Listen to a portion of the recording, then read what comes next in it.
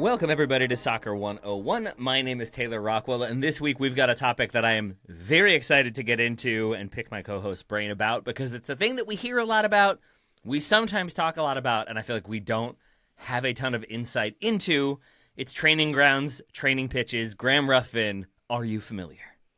I am, indeed. What was your training for this episode, Taylor? How many hours have you spent in the cryo chamber this morning? Well, actually, I spent most of my time complaining to the board about how our podcast training facilities aren't up to standard, how we need more wind breaks, there's not enough trees, but then simultaneously there are too many trees, we don't have sleep pods, we don't have cryo pods, we don't have VR headsets even to prepare for podcasting. I've got to know when the mean comments are coming in, when Ryan is going to make some esoteric Simpsons reference that I don't get, and I've got to kind of pivot on the fly. If I can't prepare properly, how am I expected to perform at capacity? It's just negligence, to be honest. I mean, Ryan was complaining about the lack of sleep pods as well after his trip to Vegas. Right? I was complaining about no ketchup, Conte style. Yeah, it's the whole thing. Yeah, I did file our request with The Athletic / The New York Times and was met with silence. So we'll see what happens. We'll see if they end up approving my proposed $2 billion project. But until then, Graham, we should probably have some plans in mind, some understanding of how these things work.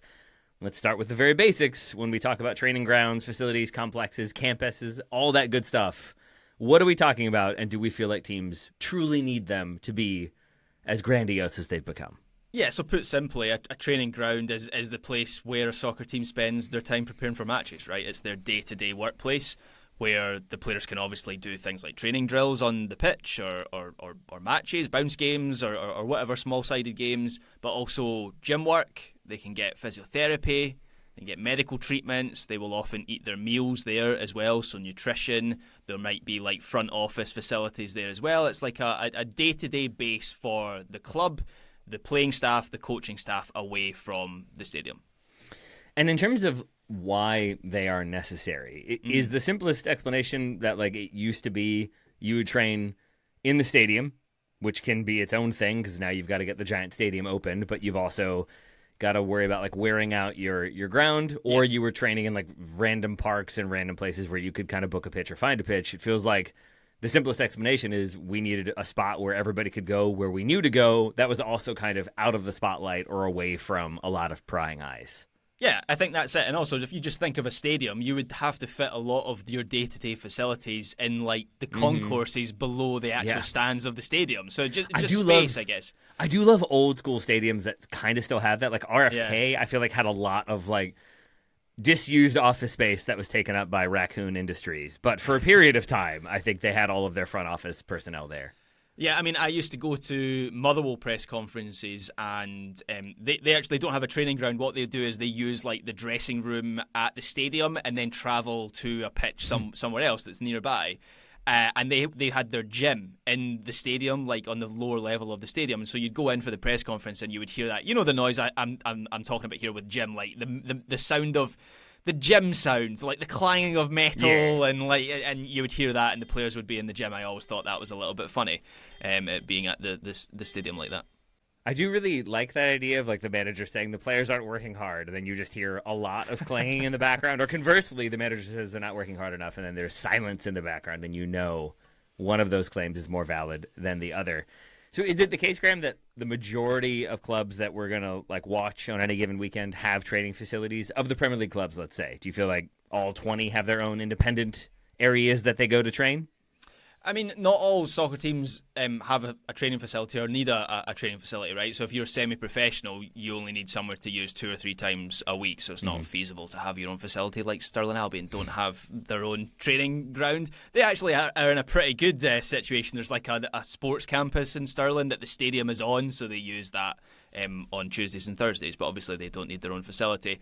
At Premier League level, though, most clubs will have their own facility because of the money that's involved with those clubs. MLS as well as another league I'm sure will come on to some of the best specific club training facilities. MLS has some of the best facilities in the world. So once you get to a certain level, then yes, But actually, in the grand scheme of things, I mean, you don't need to go very far down the pyramid. Like I mentioned, Motherwell, they're a Scottish Premiership team. They don't have their own training facility. I know for a fact that like Kilmarnock or Livingston, some of these other Scottish teams don't have their own training facility. So it's something that it feels like in the modern game has become a real push for investment to have these sort of complexes. I want to jump around a little bit. I want to go to some history for a moment to kind of set the stage for how this comes to be, because I think there are like kind of three phases in my mind, speaking very generally about the development of training grounds, training facilities, and the like. And I would say you get sort of from the 50s to the 70s as there is more professionalism in England, but also just across Europe. You get, I think, more investment into infrastructure and also more of a need to not tear up your pitch every single day, so that then when you go to play your game, the stadium pitch is destroyed. And I think there's a feeling of just like, we need more personnel, we need more staff, we need a space to expand. And so you start to get Arsenal, Manchester United, Liverpool, all investing in training facilities to some extent. Maybe not with the bells and whistles that we have today, certainly, but you'll get a couple pitches and a brick and mortar structure where players can hang out and change. Yeah, and on that, I think like Manchester United, the Cliff, it opened in 1938. And having seen pictures of the Cliff, I've never been to the Cliff, but it is essentially a pitch and then like a corrugated steel pavilion, but pavilion's actually overselling it. It's a shed where the players could. No, and so I think that was the standard, and certainly like the 30s was just a pitch away from the stadium. I just want to jump in to say, I think I have heard about the Cliff at many points, like as a Manchester United supporter, and hadn't really spent a ton of time looking into it. And I think from an American mind, there, like the old meme of like Brits to Americans, and it's all these men in like perfect suits, and then like Brits to Europe, and it's just people passed out on the street. Like similar thing, where I think when Americans hear Manchester United train at the Cliff, you think it's like this beautiful, picturesque, overhanging the Atlantic or something, or the English Channel. And no, it's named that because there's a really steep drop from that corrugated sort of shack to the training pitch. Yeah. That's what the Cliff is. And there's even a picture from, I think around like early 90s, of like Manchester United reserves playing Liverpool reserves, and you can see the Manchester United subs, and like Gary Neville, Paul Scholes are there, but they're like half of the subs are sitting on top of a tin roof because that like they didn't have enough seats. And it's just crazy to see the manager with like feet dangling right above his head because that's how they had to sit. So yeah, not a ton of expense and expenditure in there. Very few sleeping pods at the Cliff was my understanding in 1938. No, certainly not permitted ones. I mean, maybe now from squatters. But yeah, like I think that was the standard for a long time. A big turning point from what I've read, though, seems to be the construction of Melwood, which was Liverpool's training ground. Until fairly recently, actually, they built about 4 years ago a new training ground, which is obviously state of the art. But for decades and decades throughout their glory years in the 70s and 80s, they trained at Melwood. And basically, they opened that in 1952. And Bill Shankly pushed a lot of the things that we now consider normal. So multiple pitches, not just a single pitch, separate locker rooms, kitchen facilities, physiotherapy rooms.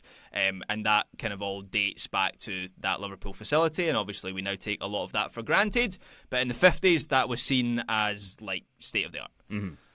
Then I think you jump to like the late 90s, early 2000s. And I feel like there's another kind of boom in this infrastructure spending and development that in my mind relates to the Premier League starting to get more and more money, more and more TV revenue coming in.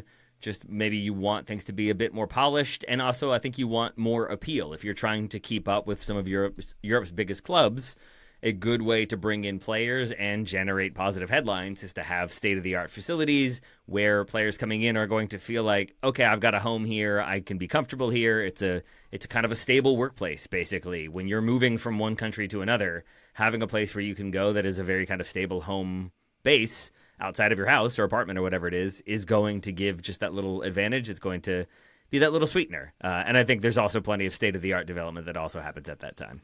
Yeah, and the one that I remember in the late 90s is again, Manchester United. They opened Carrington in 1999, obviously the dominant force in English football at that time. I remember that relatively vividly because I was a soccer-mad kid and I would read every single 442 issue of that magazine. And they had like tours of it and everything. I remember the reaction of it when Carrington opened was like, that's for a football team. Like it was completely, it was like a spaceship that they'd opened at that time. And Manchester United at that time, they were expanding Old Trafford, and they were the ones pushing the envelope a lot, and they spent £22 million on Carrington to build it, which at that time, I mean, now that would be an incredible amount of money, but at that time was just completely unheard of. And I think a lot... Now it would be like nothing.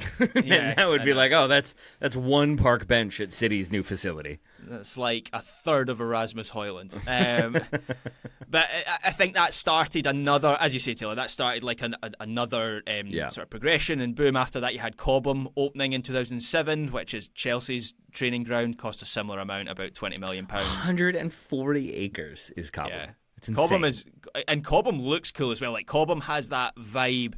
Carrington sort of, it's chrome and glass and it looks cool, but it does sort of look like a sports facility. Cobham looks like some sort of like fancy hotel leisure annex or something. It's got a completely different vibe. I don't know whether that's related to being a London club. But then you have St George's Park as well, opens not long after that, of course linked to much more in a broader sense in English soccer, of this revitalisation of English soccer that has led them to the place that they're at now. Is that the national team facility? Yes, that's right, yeah. Kind of like the Clairefontaine style thing. I mean, it's not quite. Clairefontaine is like this academy where people, like kids, stay and things like that. I don't think St George's Park is the same sort of thing in that regard. But yeah, you're right, Taylor. It's the national facility. And then the next progression after that, skipping ahead, is kind of like about 10 years ago, maybe 10, 15 years ago. And you have facilities like the Etihad campus, which opens in 2013, which again is just another... Maybe not so much in terms of the facilities, just the scale of the facilities. Like facilities with 17 pitches, which is how many pitches are at the Etihad campus. I'm also thinking of Ciudad Real Madrid, which is there. That means Real Madrid City. Their training facility. Barcelona also opened a new training facility. What's theirs called? The Joan Camper, I think, facility. It's called complex. The Spotify JetBlue presented by Qatar Petroleum. You got it. So that these are places that have like secondary stadiums and are much closer to the sort of NFL style facilities that have been commonplace for decades. That's where we're at the sort of elite level of soccer now. And so it's always been a flex in certain ways, right? Like from the beginning, I would say even like the Cliff, to have like, we have a stable home ground where you can come and train. That's kind of like, okay, other teams don't have that. Other teams don't have that maybe flexibility or ability to acquire land. And then I feel like in the 90s it becomes more of a flex, but now it's sort of like, now we're a state of the art and we're bringing in new technology. These days, it feels like a thing that you almost have to have if you want to be taken seriously. And I do think a lot of that has to do with the amount of money spent by Man City when their new ownership takes over. And then even we're seeing it now with Newcastle, where I think there's an idea of, we're not just putting money into the first team, we're going to put money into the women's team and into the infrastructure and even into the infrastructure in the surrounding city so that we generate more goodwill. But I think also we have this immediate sort of sign of look at our commitment to not just the first team, but also the development of soccer in the area, the development of the club.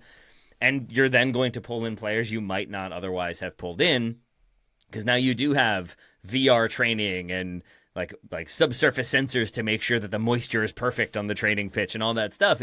I think it becomes about certainly having nice areas that are going to protect your players and make them fully fit and ready to go to the extent possible for the match day. But at the same time, it also feels like we want everything with bells and whistles so that we can sort of, anybody coming in is going to be immediately impressed by the grandiosity of this venture.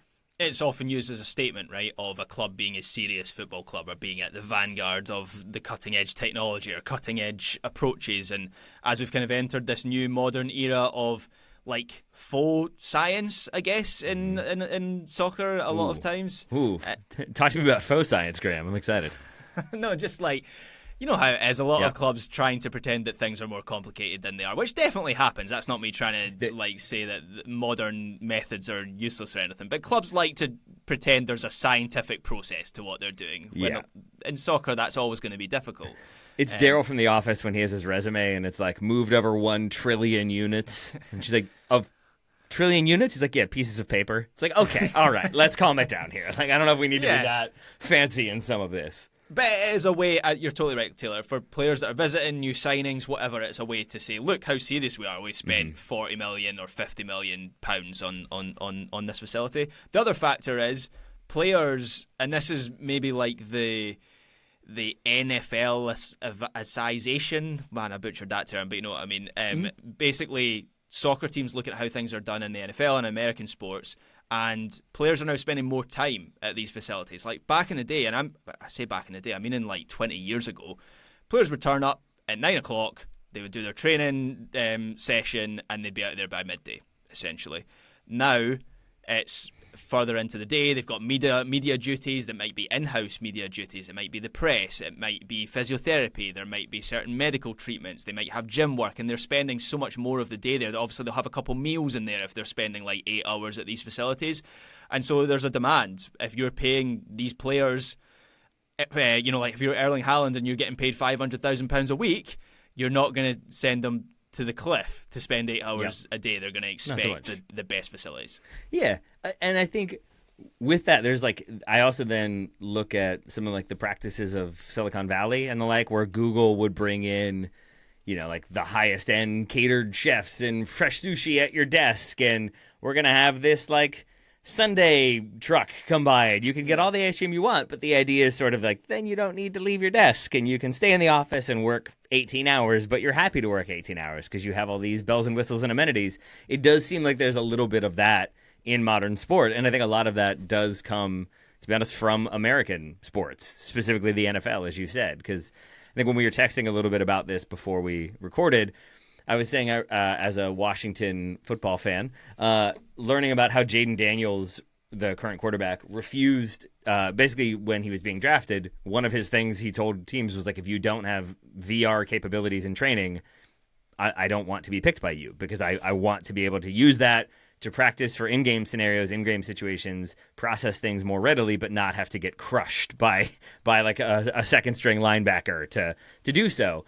And I look at that as a sort of like a necessary usage of a thing that I might not otherwise see the value in VR. And I do think that extends to modern football clubs, where using VR to put you into scenarios and process things faster. And there's the Intelligim system, where you've got just new technology being utilized to help players maintain their fitness, achieve that fitness, recover from injury, stay injury-free, but then also stay mentally match fit. You need spending, you need that infrastructure, but then you also need those players to stay there longer. So if they have a really nice, breakfast, and then they can go out and train, and then they can come back to really nice showers and a spa facility, and then you're doing some meetings, and then you're doing your VR work, and then you're doing your media obligations, and then out you go. It's a full workday, but it's a pampered workday along the way. Yeah, and the technology I find really interesting at what they're using at training grounds. It's changing all the time, right? I was watching a video with the guy who led the design of Liverpool's new training facility, and he was saying at the moment the technology is changing so quickly that by the time their new facility opened, the tech was already slightly out of date. Like when they drew it up and they designed it, it was cutting edge. By the time it opened, it was like already behind the curve. That's how quickly it's changing. And I was reading a 442 article on how Chelsea are using AI to analyse workloads and predict when players are at risk of injury. I think we might even have done a past 101 episode on stuff like that. But like, I'm just looking through some of my notes of what equipment and technology clubs will have, like specific equipment. So anti-gravity treadmills, Class 4 laser therapy, which can penetrate deep into tissues to enable faster regeneration and healing, blood flow restriction training, on-site doctor's clinic, an isolation room for sick athletes. There's all kinds of things now that they definitely didn't have at the Cliff in 1938.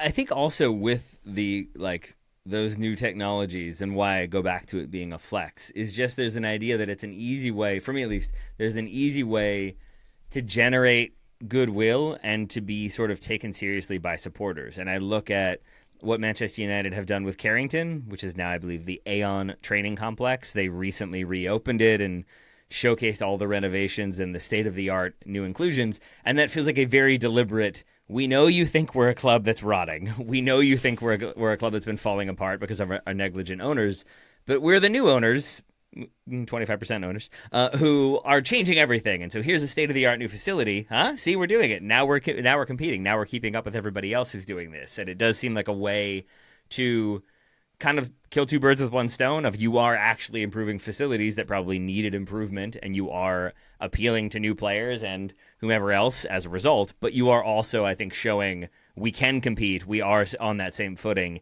Even if the results don't show it, we are still a huge club with huge resources. I also watched a drone, I think it was a drone video of that new Carrington renovation and expansion. Didn't see the cage for the bomb squad, though. I presume that must be there somewhere. It's funny you mentioned that, because I believe I'm correct in saying that like a few years ago, I forget who it was who was frozen out of the squad, but it was like 2018 or thereabouts. But they were like asked to show up for training at 1, I think, when all the other training was done for the day. And the bomb squad, I believe, was now requested to show up after 5 p.m. So even there, like you're seeing, I think, if you're trying to keep them away from the first team, there's more first team obligations. So the bomb squad, the player surplus to requirement, show up later in the day. We've talked a good bit about England. You mentioned Barcelona and Spain. A few others to note. From my research, I am not as familiar with Cidade del Galo, which is the Atlético Mineiro facility in Brazil. But that is, I think, lauded as one of the best in South America, and it offers very nice accommodations for team and staff. So good lodging, multiple pitches, logistics, good recovery facilities, and the like. Shakhtar Donetsk would be another one that allegedly have a very nice training facility. Kersha Training Center. I am less familiar with that one. I still don't fully understand how Ukraine is functioning as a soccer nation while also being actively at war. I know Shakhtar don't play. Do they play any games in Ukraine? No, not for a long time. Yeah, so they're a Ukrainian club by name only, essentially. So I doubt they are using that very nice facility very much these days. PSG also noted for their recently built, heavily upgraded, very large multi-pitch, tons of amenities as you would expect. Picker. Yes, exactly. Yes, the Luis Enrique customized cherry picker, and then Newcastle. There's a hot tub in there and everything on the top of it. Yes, exactly. Cryo chamber. It's a waterproof megaphone as well, so he can scream at people from his hot tub.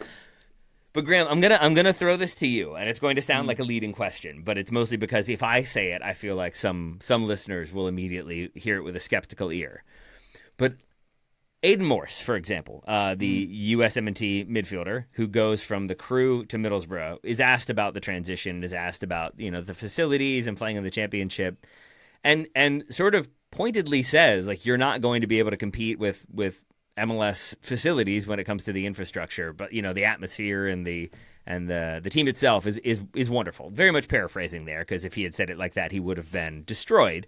But I remember reading that and being like, what? Like, in England, the facilities don't match up, and then learning that is kind of the case, that at least with MLS, the training facilities here are pretty top-notch. The facilities in MLS are basically unmatched. I mean, there'll be a few, like the Etihad campus, obviously, or Spurs' Hotspur Way. I don't know if you've seen that one. That's incredible. Like it's got like a hotel attached to it, and it's ridiculous. So obviously there are some that match up. But in terms of like the depth, in terms of like a full league having top-notch facilities, MLS I think is unmatched, and that's part of the reason why so many European teams will go over there in the summer to use those facilities.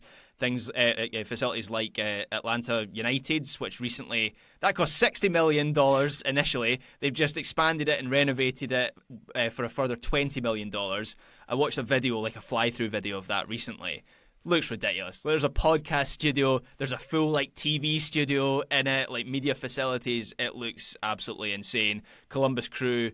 When I watched the Onside kind of like Drive to Survive clone MLS series, that was one of the things that struck me, was all these facilities look absolutely incredible. The Columbus Crew one stood out. Sporting KC obviously have had a good one for a long while. Was used by US Soccer for a while. I don't know if it still is. And then of course there's the new national headquarters, national training centre that's being funded by Arthur Blank in Atlanta as well, which I think is just going to raise the level even further.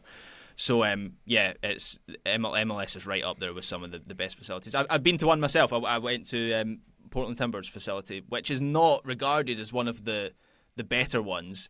And they kind of implied that when I was when they were giving me the tour. They were like, "Yo, maybe in the future we'll get a sort of Atlanta United facility," and I'm walking around thinking, this is pretty nice. Like, in Scottish terms, this would be the best training centre in Scotland, or certainly up there with Celtic Rangers. So, Yeah, MLS can feel pretty good about that. In terms of ones we've seen personally from MLS side, when we were in Kansas City, went to I think it's now called the Swope Soccer Village, but it was the training facility for the Swope Park Rangers, and maybe for Sporting Kansas City as well. I can't remember if they were training there or if it was just the reserve team, the 2 team. I think they're now Sporting Kansas City 2, I think is what they are in USL Next Pro.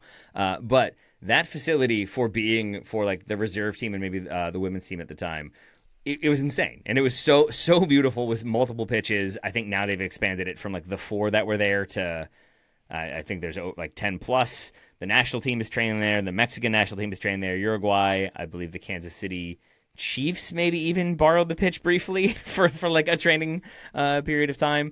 But it is just ridiculously nice. Not even the amenities and the facilities themselves, but the pitches. Like that's one thing that maybe we haven't drilled down on enough is just how like it is playing on a carpet, and it is playing on a plush green carpet that is actually made of grass, and it is insane. And there are nice pitches, and then there are those types of pitches that are just next level. It feels perfect. Not a blade of grass is wrong. Nothing, I think very things feel better than walking on a pitch like that in your bare feet, and it truly feels like you are walking on a shag carpet outdoor that you can also play soccer on. That was amazing, and again, that was for, I think at the time, their reserve team. Yeah, and not just nice pitches, but a lot of the time indoor pitches, particularly in the UK, like Leicester City's. If listeners haven't seen Leicester City's training ground, this is when, I think it was post-2016, they were flush with ambition and flush with cash, and Leicester City spent £100 million on their training facility, and it's one of the best in the Premier League. They've got this incredible indoor pitch, which is ridiculous. So you'll have indoor pitches, you'll have multiple pitches for your first team, but there'll often be like a secondary pitch for the first team if you want to do multiple different things. There'll be pitches for your youth teams, pitches for your women's team, and as I say, like the Etihad campus, 17 different pitches at that facility, which is insane. Graham, I did listen to everything you said. At the same time, I just had to mute myself. There was 7 attack helicopters just flew over my house. I don't really know what to make of that. It was the loudest thing I've experienced in quite some time. That's unnerving. Yeah, a little bit. Proximity to DC. You never know what's going to happen these days. The coup is on, I guess. Should be fun.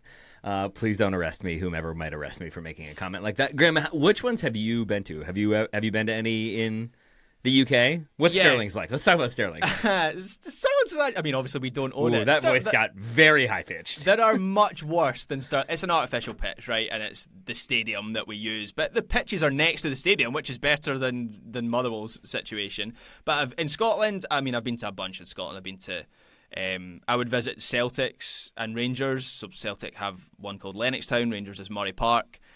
I would visit their training grounds pretty much weekly when I worked at STV. They're pretty nice, not quite up to the standard of like some of the best MLS facilities, or certainly not like the Etihad campus or anything like that, but they're pretty decent. I've visited Oriam, which is where Hearts train, but there's a slightly different in that was built as Scotland's high performance sports centre. So the idea was that the rugby team were going to use it, Hearts were going to use it, and the Scotland national team was going to use it, until Gordon Strachan decided that he did not like the pitches, and so we now train on this weird pitch next to Hampden.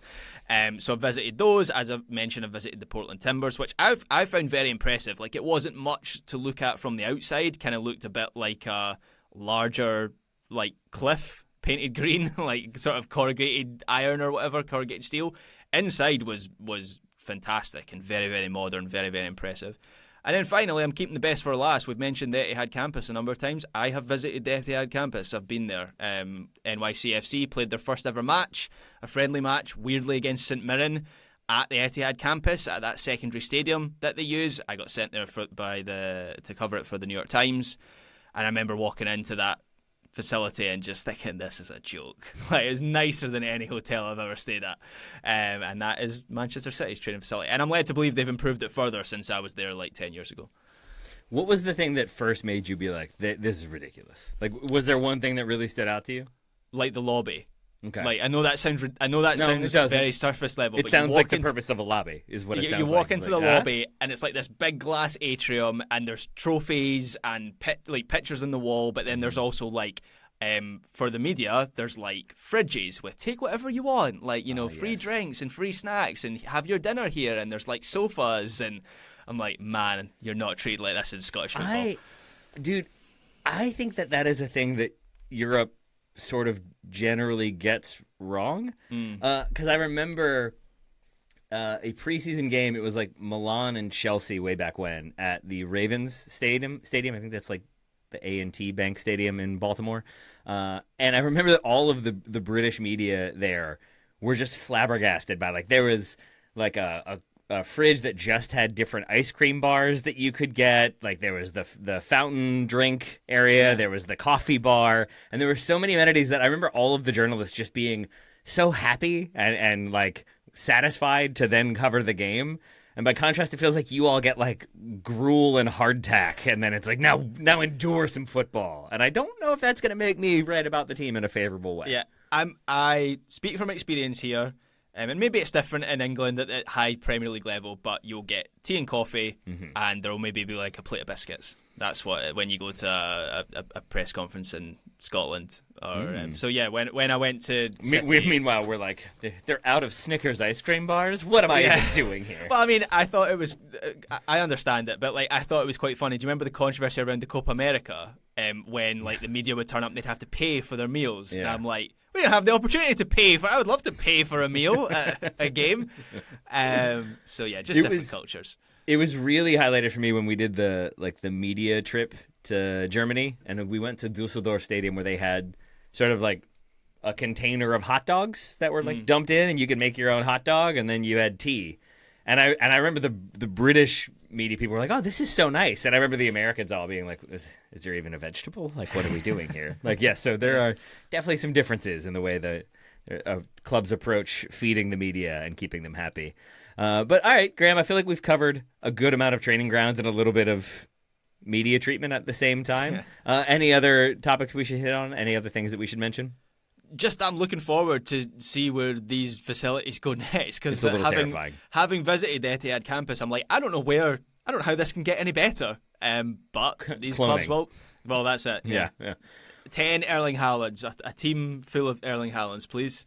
It's going to be produce. It's going to be like the facility from that Michael Bay movie, The Island, where they've cloned Erling Haaland, and then when he needs, he tore his ACL? Well, we have one ready to go.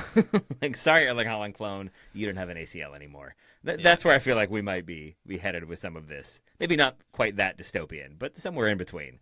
But Graham, thank you. Even if we don't have the modern state-of-the-art facilities to accommodate you and your necessary preparation, I appreciate you enduring today's recording session. It's all good, Taylor. I've got a cryo chamber at the back. I'll just and what was it? High velocity. You actually might. I don't know if you're joking. No, that's Ryan. If Ryan said that, maybe you would believe him. But I'm not. I don't know, man. Don't you have the house with all the fancy lights and the beer fills itself up like the Tottenham Stadium? Isn't that you? Yes, that's what I tell people. Yeah. Yeah. I feel like Graham would embrace the modern technology were Man City offering to pay for it all. Oh, yeah, for sure. I'll do anything if you pay for it. Wow. All right. Once again, Graham performing at the Riyadh Comedy Festival next year. I'm really excited to hear that. Until then, Mr. Ruthven, thank you for talking all things training grounds with me today. Thank you, Taylor Rockwell. Listeners, thank you all so much for listening. Send your complaints about Graham performing at the Riyadh Comedy Festival to grahamruthvenlovesmoney@gmail.com. We'll talk to you next week.